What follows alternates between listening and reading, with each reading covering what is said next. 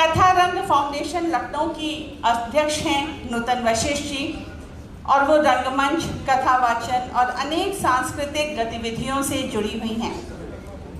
Ma'am, मंच पर आपका स्वागत है। आप आकाशवाणी की पूर्व निदेशक भी रही हैं। अवधी बोली के प्रचार प्रसार के लिए आपको तुलसी अवधी सम्मान से भी सम्मानित किया जा चुका है। जरा सी बात फैली तो दास्तां बनी, जरा सी बात फैली तो दास्तां बनी, वह बात खत्म हुई लेकिन दास्तान बाकी रही। जैसे पुष्प की पंखुड़ियां तो झड़ जाती हैं, लेकिन उसकी सुगंध पूरे वातावरण को सुरभित करती रहती है, वैसे ही प्रसाद जी का साहित्य, उनकी कहानियाँ, जिसका वाचन नूतन जी और उनके साथ उनके दो और सदस्य सोम गांगुली और पुनीता अवस्थी, मैं आपको भी मंच पर आमंत्रित करना चाहती हूँ।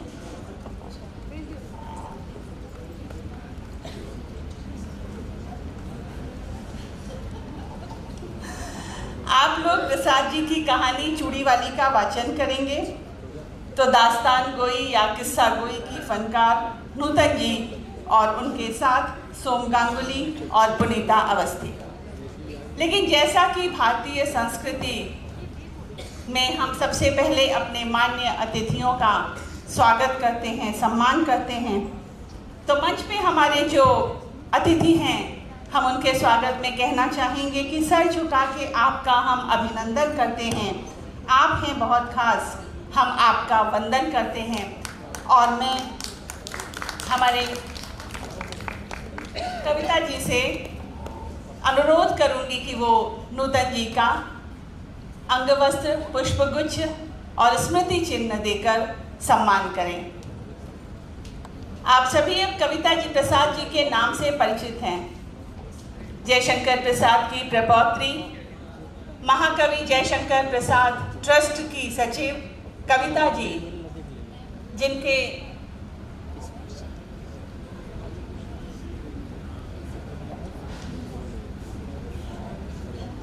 श्रम से ही ये कार्यक्रम संभव हुआ।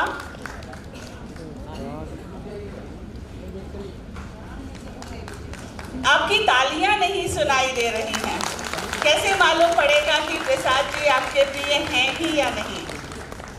आप उनकी कहानी को सुनने जा। तालियां। देखिए, बार बार कहने की जरूरत नहीं पड़नी चाहिए। कलाकार तो वैसे भी आपकी तालियों का ही भूखा होता है, उसको और कुछ नहीं चाहिए, बस जोरदार तालियों से आप उनका स्वागत करें। और मैं जयशंकर प्रसाद ट्रस्ट के न्यासी अवधेश जी से अनुरोध करूंगी कि वो सोम गांगुली जी का स्मृति चिन्ह और अंगवस्त्रम देकर सम्मान करें।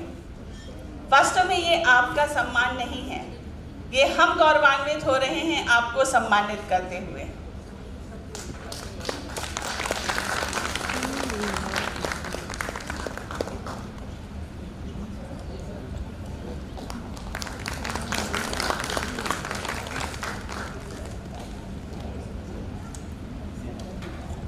और इसी के साथ मंच अब आपका।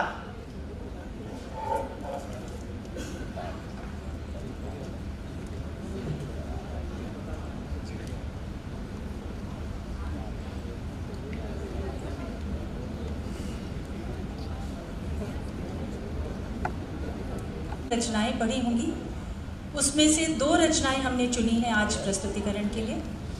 तो पहली रचना है चूड़ी वाली। क्या किसी को याद आई कहानी या कुछ लोगों ने पढ़ी है? और अगर आप भूल गए हैं विद्यार्थी काल तो हम आपको फिर याद दिला देंगे। और दूसरी कहानी होगी छोटा जादूगर।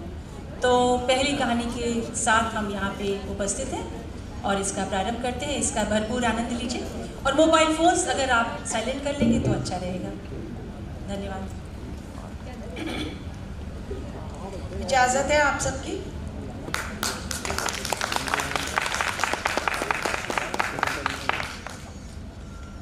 बाबूजी।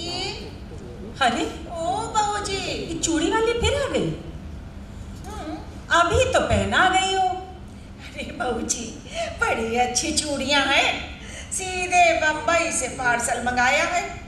सरकार का हुक्म है, इसीलिए नई चूड़ियां आते ही चली आती हूँ। अच्छा, तो जाओ सरकार को ही पहना, मैं ना पहनती। हाँ। अरे बहू जी, जरा देख तो लीजिए। देखिए ना, कितनी सुंदर चूड़ियां हैं। ये कहती मुस्कुराती हुई ढीठ चूड़ी वाली अपना बक्सा खोलने लगी। वो 25 वर्ष की एक गोरी छरहरी स्त्री थी।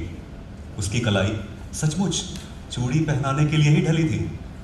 पान से लाल पतले पतले होठ 2-3 वक्रताओं में अपना रहस्य छिपाए हुए थे। उन्हें देखने का मन करता, देखने पर उन सलोने अधरों से कुछ बुलवाने का जी चाहता, बोलने पर हंसाने की इच्छा होती, और उसी हंसी में शैशव का अल्हड़पन, यौवन की तरावट और प्रौढ़ की सी गंभीरता बिजली के समान लड़ जाती। बहू जी को उसकी हंसी बहुत बुरी लगती, पर जब पंजों में अच्छी चूड़ी चढ़ाकर संकट में फंसाकर वो हंसते हुए कहती, अरे बहू जी, एक पान मिल जाता। अरे पान मिले बिना मुझे ये चूड़ी चढ़ती ही नहीं। तब बहू जी को क्रोध के साथ हंसी आ जाती और उसकी तरल हंसी की तरी लेने में वो तन्मय हो जाती। कुछ ही दिनों से ये चूड़ी वाली आने लगी है। कभी कभी बिना बुलाए ही चली आती और ऐसे ढंग फैलाती कि बिना सरकार के आए निपटारा ना होता। ये बहू जी के लिए असह्य हो जाता। आज उसको चूड़ी फंसाते देख बहू जी झल्ला कर बोली, क्यों री, आजकल दुकान पर ग्राहक कम आते हैं क्या? अरे बहू जी, आजकल खरीदने की धुन में ज्यादा हूँ, बेचती कम हूँ। इतना कहकर उसने कई दर्जन चूड़ियां बाहर सजा दी। इतने में चप्पलों की आहट सुनाई पड़ी। बहू जी ने झटपट कपड़े संभाले, पर वो ढीठ चूड़ी वाली बालिकाओं के समान सिर टेढ़ा करके बोले चली जाती थी। अरे बहू जी, ये जर्मनी की है, देखो तो सही। अरे ये फ्रांसीसी देखो, लाल चूड़ी, वाह क्या लक दक कर रही है।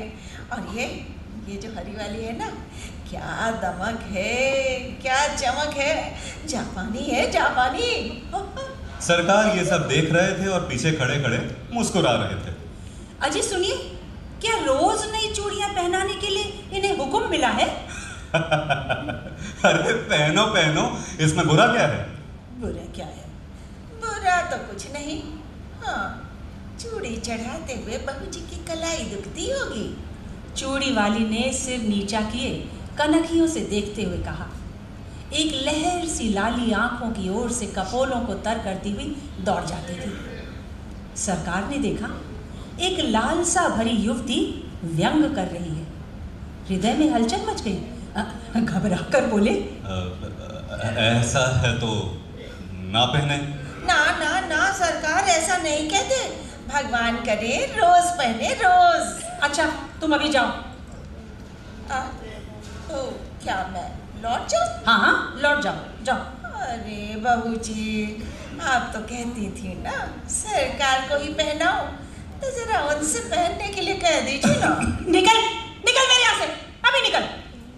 ये कहते हुए बहू जी की आंखें तिलमिला उठी। सरकार धीरे से निकल गए। अपराधी के समान सर नीचा किए चूड़ी वाली अपनी चूड़ियां बटोर कर उठने लगी। हृदय की धड़कन में अपनी रहस्यपूर्ण निश्वास छोड़ती हुई वो चली गई। चूड़ी वाली का नाम था विलासिनी। वो नगर की एक प्रसिद्ध नर्तकी की कन्या थी। उसके रूप और संगीत कला की सुख्याति थी। वैभव भी कम न था। विलास और प्रमोद का पर्याप्त संभार मिलने पर भी उसे संतोष न था। हृदय में कोई अभाव खटकता था। वास्तव में उसकी मनोवृत्ति उसके व्यवसाय से प्रतिकूल थी। कुलवधू बनने की अभिलाषा हृदय में और दाम्पत्य सुख का स्वर्गीय स्वप्न उसकी आंखों में समाया था। स्वच्छंद प्रणय का व्यापार अरुचिकर हो गया, परंतु समाज उससे हिंसक पशु के समान सशंक था। उससे आश्रय मिलना असंभव जानकर विलासिनी ने छल के द्वारा वही सुख लेना चाहा। ये उसकी सरल आवश्यकता थी, क्योंकि अपने व्यवसाय में उसका प्रेम करने के प्रेम क्रय करने के लिए तो बहुत से लोग आते थे, पर विलासिनी अपना हृदय खोल करके किसी से प्रेम ना कर सकती थी। उन्हीं दिनों सरकार के रूप, यौवन और चारित्र ने उसे प्रलोभन दिया। नगर के समीप बाबू विजय कृष्ण की अपनी जमींदारी में बड़ी सुंदर अट्टालिका थी, वहीं रहते थे। उनके अनुचर और प्रजा उन्हें सरकार कहकर पुकारती थी।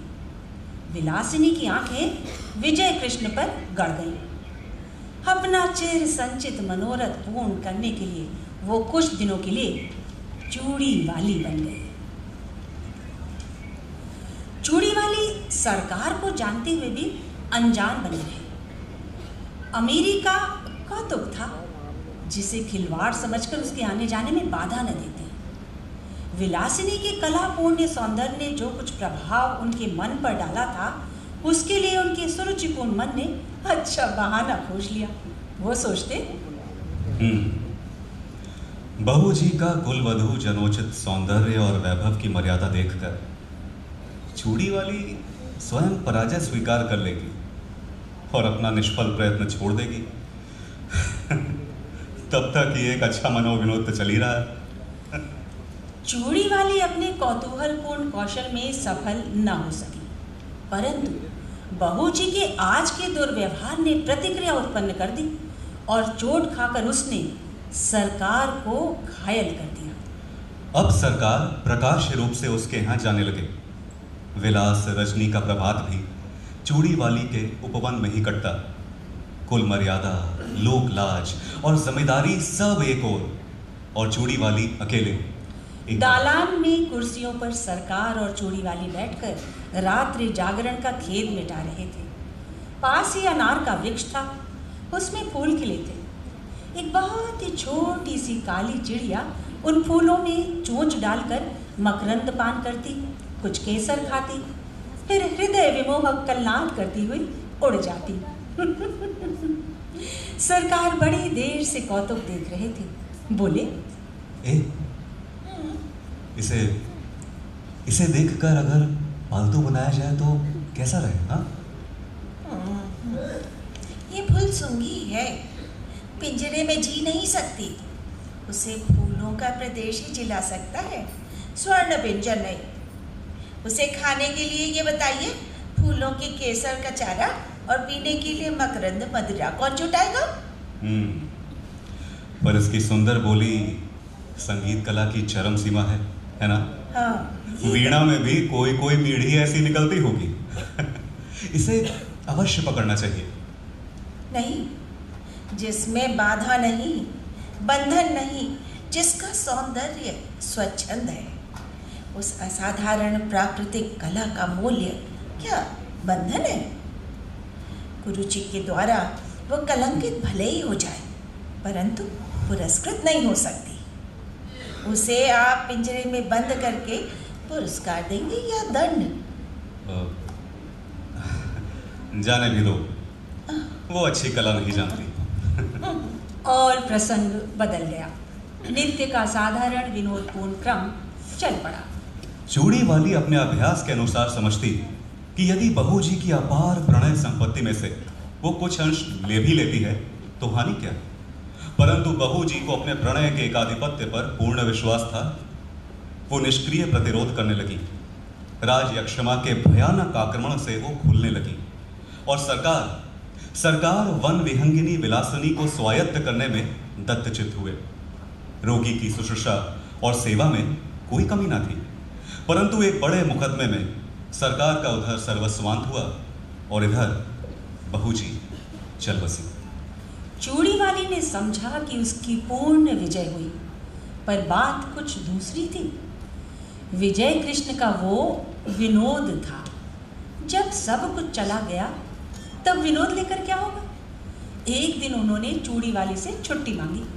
उसने कहा, कमी किस बात की है?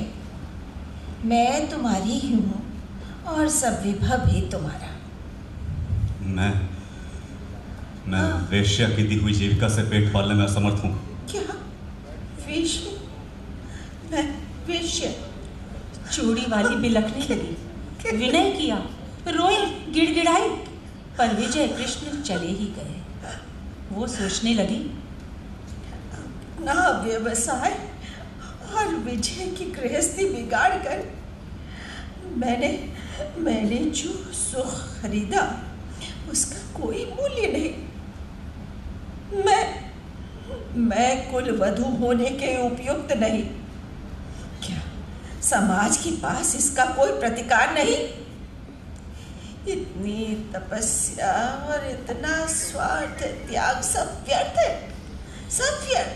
परंतु विलासिनी ये न जानती थी कि स्त्री और पुरुष संबंधी समस्त अंतिम निर्णय करने में समाज कितना ही उदार क्यों न हो, दोनों पक्षों को सर्वथा संतुष्ट नहीं कर सका और ना ही कर सकने की आशा है। ये रहस्य सृष्टि को उलझा कर रखने की कुंजी है।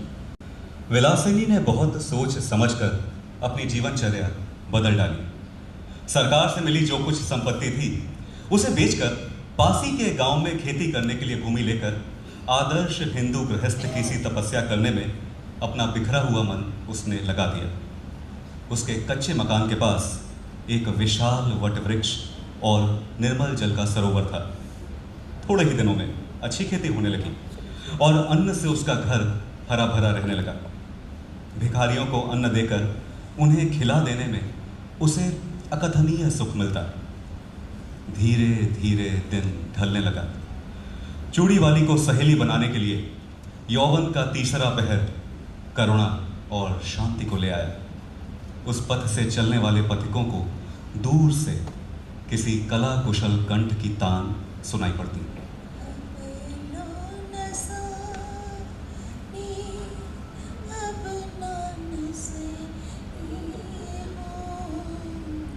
वट वृक्ष के नीचे एक अनाथ बालक नंदू को चना और गुड़ की दुकान चूड़ी वाली ने करा दी। जिन पथिकों के पास पैसे न होते उनका मूल्य वो स्वयं देकर नंदू की दुकान में घाटा ना होने देती और पथिक भी विश्राम किए बिना उस तालाब से ना जाता। कुछ ही दिनों में चूड़ी वाली का तालाब उसके नाम से विख्यात हो गया। संध्या हो चली थी।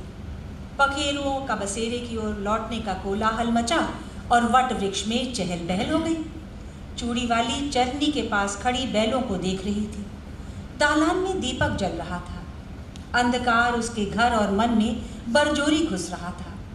कोलाहल शून्य जीवन में भी चूड़ी वाली को शांति मिली, ऐसा विश्वास नहीं होता था।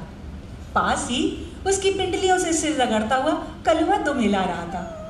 सुखिया उसके लिए घर में से कुछ खाने को ले आई थी, पर कलुआ उधर न देखकर अपनी स्वामिनी से स्नेह जता रहा था। चूड़ी वाली ने हंसते हुए कहा, चल तेरा दुल्हार हो चुका हो तो जा खाना खा ले। चूड़ी वाली ने मन में सोचा, कंगाल मनुष्य स्नेह के लिए क्यों भीख मांगता है? वो स्वयं तो करता नहीं तो तृण विरुद्ध तथा पशु पक्षी भी स्नेह करने के लिए प्रस्तुत तो है। इतने में नंदू ने दौड़ते दौड़ते आकर कहा, माँ माँ। हाँ क्या हुआ?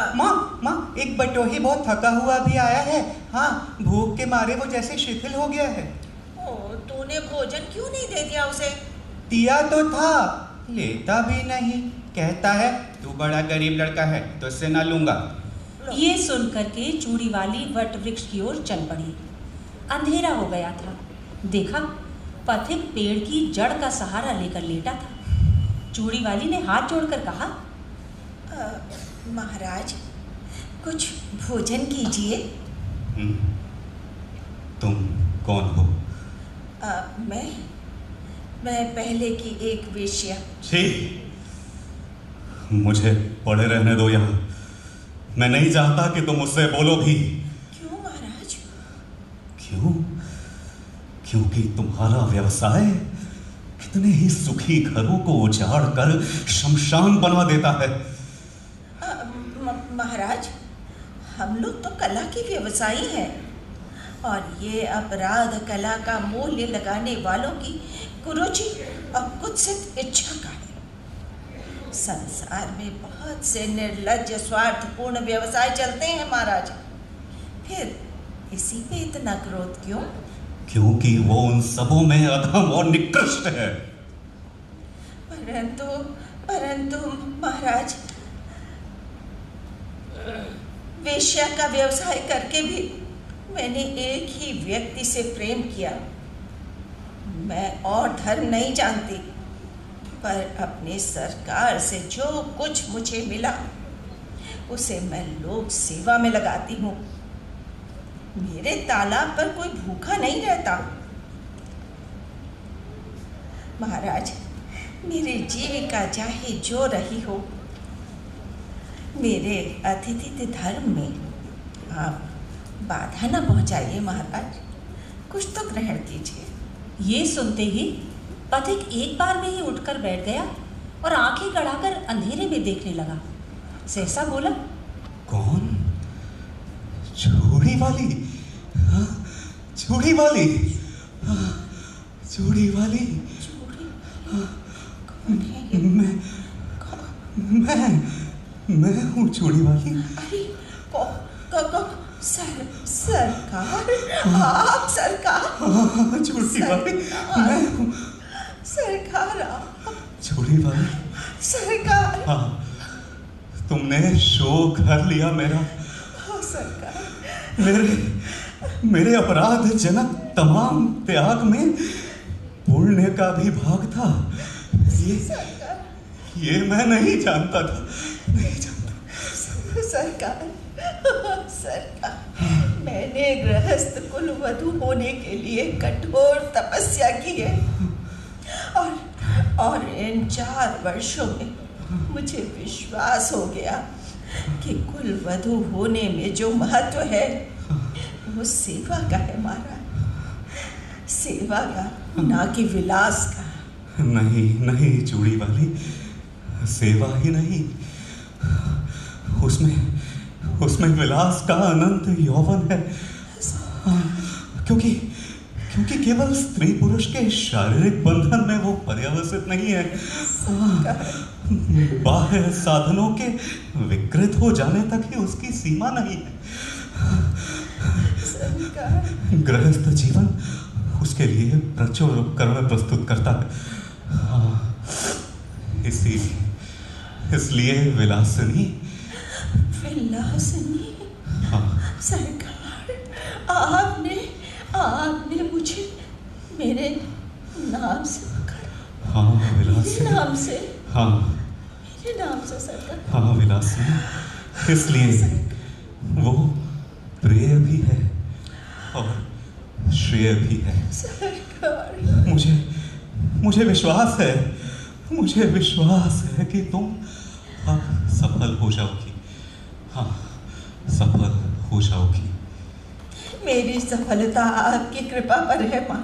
सरकार, विश्वास है, मुझे विश्वास है कि अब इतने निर्दयी न होंगे। आप इतने निर्दयी न होंगे। ये कहते चूड़ी वाली ने सरकार के पैर पकड़ लिए और सरकार ने उसके हाथ। धन्यवाद।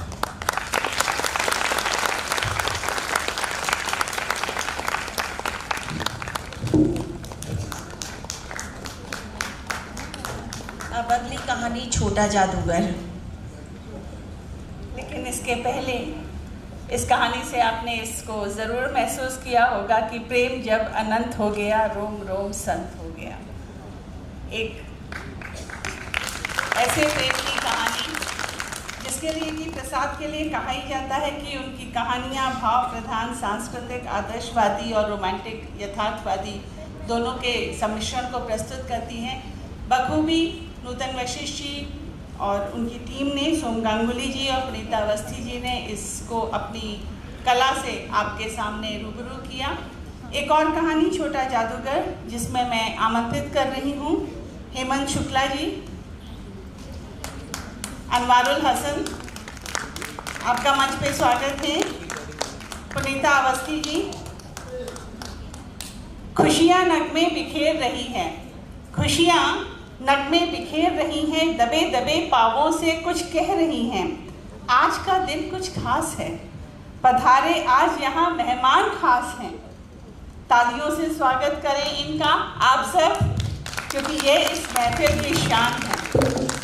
और यहाँ उपस्थित हमारे जो अतिथि हैं इनके सम्मान के लिए, इनके स्वागत के लिए मैं एक बार फिर से अवधेश जी को आमंत्रित कर रही हूँ अनवारुल हसन जी का स्वागत करने के लिए। अनवारुल हसन जी का स्मृति चिन्ह और अंगवस्त्रम से सामने आ जाए। तालियां।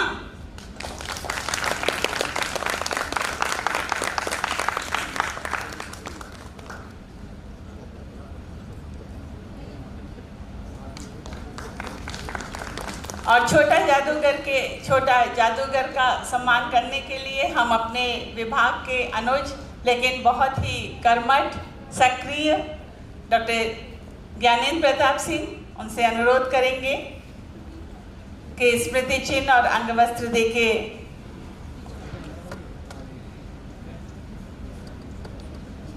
हेमंत शुक्ला जी का स्वागत करें।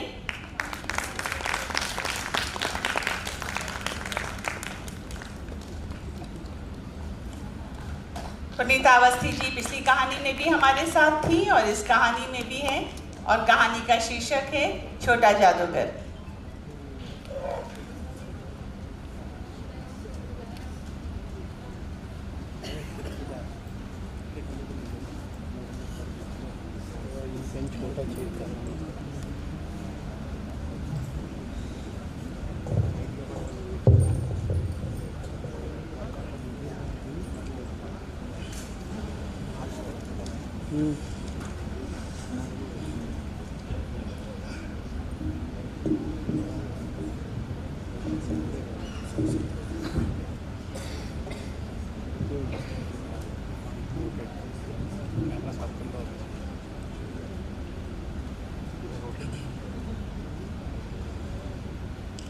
कार्निवल के मैदान में बिजली जगमगा रही थी। हंसी और विनोद का कल्लाद गूंज रहा था। मैं खड़ा था उस छोटे से फुहारे के पास जहां पर एक लड़का चुपचाप शराब पीने वालों को देख रहा था। उसके गले में फटे कुर्ते के ऊपर से एक मोटी सी सूत की रस्सी पड़ी थी और जेब में कुछ ताश के पत्ते थे। उसके मुंह पर गंभीर विषाद के साथ धैर्य की रेखा भी थी। मैं उसकी ओर न जाने क्यों आकर्षित हुआ। उसके अभाव में भी संपन्नता थी। मैंने उससे पूछा, क्यों जी, तुमने यहाँ क्या देखा? मैंने तो सब देखा है। यहाँ चूड़ी फेंकते हैं, उधर खिलौनों पर निशाना लगाते हैं और यहाँ तीर से नंबर छेदते हैं। अच्छा। मुझे तो खिलौनों पर निशाना लगाना अच्छा मालूम हुआ। जानते हैं बाबूजी? क्या? ये जो जादूगर है ना, बिल्कुल निकम्मा है। उससे अच्छा ताश का खेल मैं दिखा सकता हूँ। अच्छा ठीक है। और ये बताओ कि उस पर्दे में क्या है? वहाँ गए थे तुम? नहीं, वहाँ तो नहीं जा सका। क्यों? अरे टिकट लगता है ना। अच्छा तो चलो, मैं तुमको लेकर चलता हूँ। भाई आज के तुम ही मित्र रहे मेरे। वहां जाकर क्या कीजिएगा? चलिए निशाना लगाया जाए। ठीक है तो चलो, लेकिन ऐसा करते हैं पहले शरबत पी लिया जाए। शरबत? अच्छा ठीक है, चलिए। लोगों की भीड़ से जाड़े की संध्या भी वहाँ गर्म हो रही थी। हम दोनों शरबत पीकर निशाना लगाने चले। राह में ही मैंने उससे पूछा, तुम्हारे घर में और कौन है? माँ और बाबूजी। अच्छा, और उन्होंने तुमको अकेले यहाँ आने के लिए मना नहीं किया? बाबूजी जेल में हैं। जेल में? क्यों? देश के लिए। और तुम्हारी माँ? माँ वो तो बीमार है। माँ बीमार है और तुम यहाँ तमाशा देख रहे हो? तमाशा देखने नहीं, दिखाने निकला हूँ बाबूजी। मतलब? कुछ पैसे ले जाऊंगा तो माँ को खाना दूंगा। मुझे शरबत ना पिलाकर आपने मेरा खेल देखकर मुझे कुछ दे दिया होता तो मुझे अधिक प्रसन्नता होती। और मैं आश्चर्य से उस 13-14 वर्ष के बच्चे को देखने लगा। हाँ, मैं सच कहता हूँ बाबूजी। माँ जी बीमार है, इसीलिए तो मैं नहीं गया। नहीं गए? कहाँ नहीं गए? जेल में। जब कुछ लोग खेल तमाशा देखते ही हैं, तो मैं क्यों ना दिखाकर माँ की दवा करूं और अपना पेट भरूं। चारों ओर बिजली के लट्टू नाच रहे थे। मन व्यग्र हो उठा। मैंने उससे कहा, अच्छा चलो चलो निशाना लगाया जाए। और फिर हम दोनों उस जगह पहुंचे जहां खिलौने को गेंद से गिराया जाता था। मैंने 12 टिकट खरीद कर उस लड़के को दे दिए। वो निकला पक्का निशानेबाज। उसकी कोई गेंद खाली नहीं गई। देखने वाले दंग रह गए। उसने 12 खिलौनों को बटोर लिया लेकिन उठाता कैसे? कुछ मेरे रुमाल में बंधे और कुछ जेब में रख लिए गए। लड़के ने कहा, बाबूजी, आपको तमाशा दिखाऊंगा, बाहर आइए, मैं चलता हूँ। अच्छा और इसके साथ ही वो 9-2-11 हो गया। मैंने मन ही मन कहा, अरे इतनी जल्दी आंख बदल गई। मैं घूमकर पान की दुकान पर आ गया। पान खाकर बड़ी देर तक इधर उधर टहलता रहा, घूमता रहा, देखता रहा। झूले के पास लोगों का ऊपर नीचे आना जाना देखने लगा। अचानक किसी ने ऊपर के हिडोरे से आवाज दी, बाबूजी! अरे कौन है? ऊपर देखिए, मैं हूँ, छोटा जादूगर। अरे तुम कलकत्ते के सुरम्य बॉटनिकल उद्यान में लाल कमलिनी से भरी हुई एक छोटी सी झील के किनारे घने वृक्षों की छाया में अपनी मंडली के साथ बैठा हुआ मैं जलपान कर रहा था। बातें हो रही थी। इतने में ही वही छोटा जादूगर दिखाई दिया। हाथ में 4 खाने का खादी का झोला, साफ जांघिया और आधी बाहों का कुर्ता। उसके सिर पर मेरा वही रुमाल सूत की रस्सी से बंधा हुआ था। मस्तानी चाल में झूमता हुआ आकर कहने लगा, बाबूजी नमस्ते, आज कहिए तो खेल दिखाऊं? नहीं जी, अभी हम लोग जलपान कर रहे हैं। फिर इसके बाद क्या गाना बजाना भी होगा बाबूजी? ओफ, वो क्रोध से मैं कुछ और कहने वाला था कि श्रीमती जी ने कहा, अरे दिखलाओ दिखलाओ, तुम तो अच्छे आए। अरे भला कुछ मन तो पहले दिखलाओ। और मैं चुप हो गया, क्योंकि श्रीमती जी की वाणी में वो माँ की सी मिठास थी जिसके सामने किसी भी लड़के को रोका नहीं जा सकता था। उसने खेल आरंभ किया। उस दिन कार्निवाल के सब खिलौने उसके खेल में अभिनय करने लगे। भालू नाचने लगा, बिल्ली रोटने लगी और बंदर गुड़कने लगा। गुड़िया का ब्याह हुआ और गुड्डा भर काना निकला। लड़के की वाचालता से ही अभिनय हो रहा था और हम सब हंसते हंसते लोटपोट हो गए।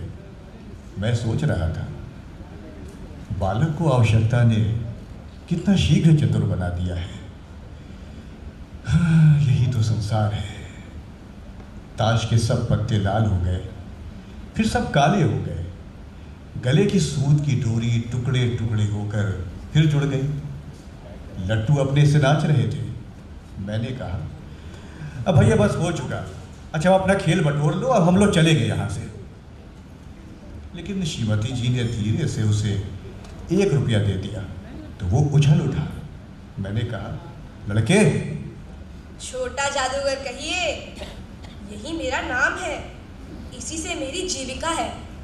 मैं कुछ बोलना ही चाहता था कि श्रीमती जी ने कहा, अच्छा ये बताओ, तुम इस रुपए से क्या करोगे? पहले तो भरपेट पकौड़ी खाऊंगा। और उसके बाद क्या करोगे? फिर माँ के लिए एक सूती कंबल लूंगा। ओह। मैं अपने पर बहुत क्रुद्ध होकर सोचने लगा, कितना स्वार्थी हूं मैं। उसके 1 रुपया पाने पर मैं ईर्ष्या करने लगा था उससे।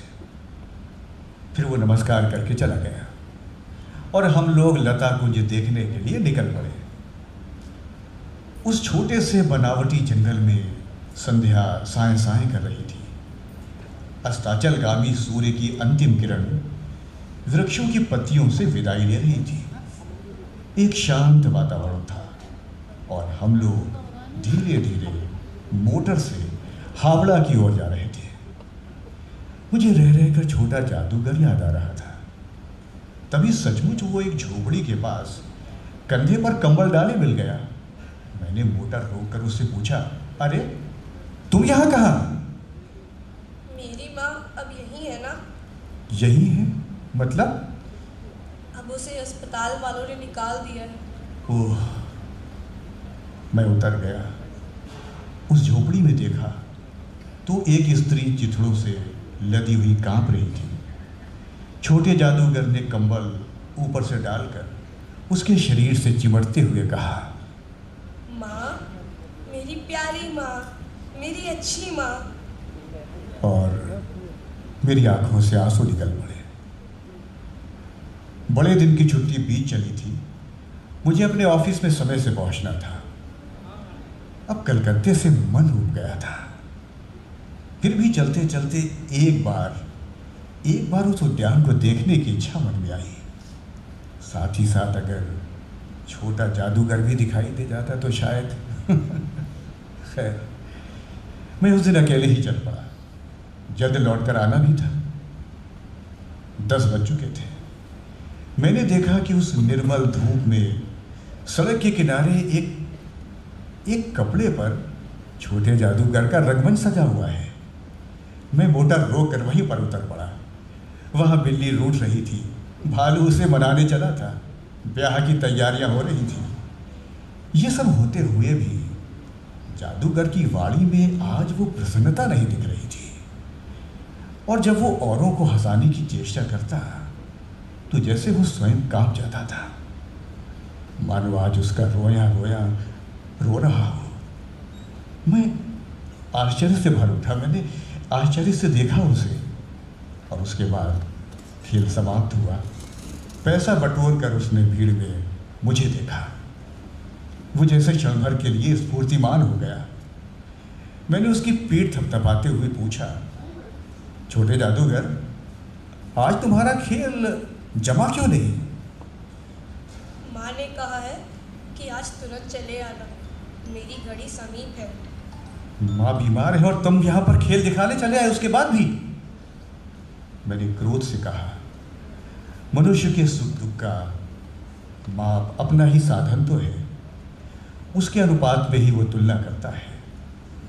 छोटे जादूगर के मुंह पर वही परिचित तिरस्कार की रेखा फूट पड़ी।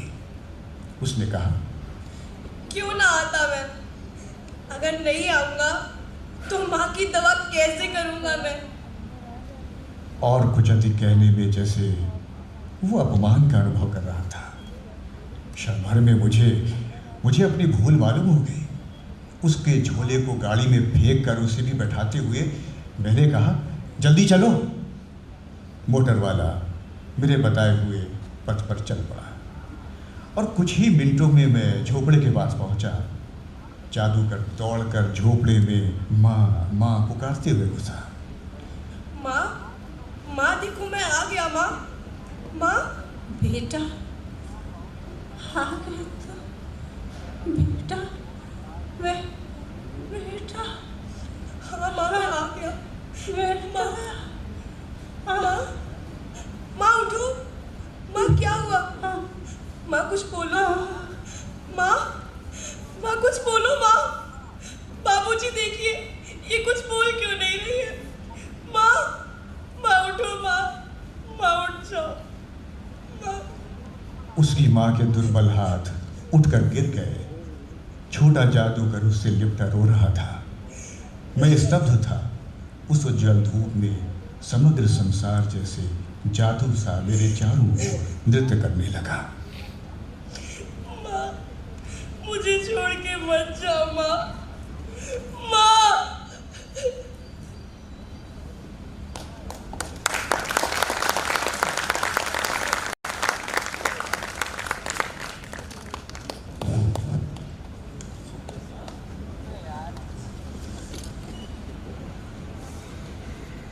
किसी साहित्यकार के साहित्य को समझने के लिए जिस तरीके से उसे पूरे विश्वास के साथ आत्मसात करना ज़रूरी है, वैसा ही विश्वास इन रचनाकारों ने अपने वाणी अभिनय के द्वारा, वाच्य अभिनय के द्वारा यहाँ प्रस्तुत किया। कहानी मानो सजीव हो उठी हो, कहानी के वो पात्र, ऐसा लग नहीं रहा था कि हम वो कहानी सुन रहे हैं, बल्कि ऐसा लग रहा था कि ये घटना हमारे सम्मुख हो रही है। और मैं यहाँ मैं भी रोमांचित हूँ, मेरे भी रोए खड़े हैं, और मैं इस सभागार में कईयों को अपनी आंखें पोंछते हुए देख पा रही हूँ। ये ताकत है शब्द की, ये ताकत है उस अभिनय कला की, ये ताकत है नूतन वशिष्ठ जी और उनकी पूरी टीम की। मैं चाहूँगी एक बार करतल ध्वनि से आप उनकी इस कला का सम्मान करिए।